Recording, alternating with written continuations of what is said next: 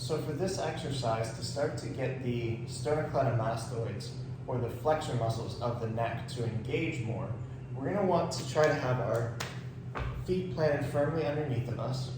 We want to give a little bit of space, and we want to think about trying to have our knees up and roughly at hip width. Now from here, what I'm going to do is I'm going to think about turning my palms so that they're face up. I'm going to tuck my tail underneath of me the littlest bit so that I don't have any arch in my back.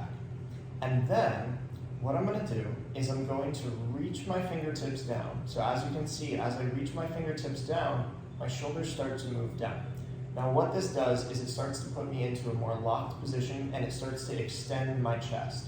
If we have a curve in our spine excessively through our thoracic spine, this is going to help to start to open up that curve a bit more, provided that I don't arch in my low back as I do this. So again, we're limiting the amount of movement in that lumbar spine, feeling our spine either flat on the floor for our lumbar spine, our lower back, or pretty close to flat on the floor. We just don't want an excessive arch. Then, as I start to reach, I'm lifting my chest up, which is going to start to tip my head back ever so slightly.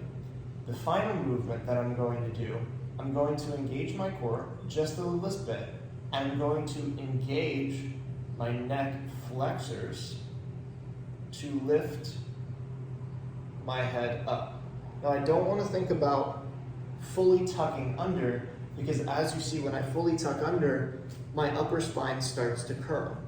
So what we want to think about is trying to take those shoulder points and keep them glued to the floor, just lifting our neck, limiting the amount of space in our lumbar spine, continue to reach those fingertips, and then dropping the chin down to try to lengthen the neck.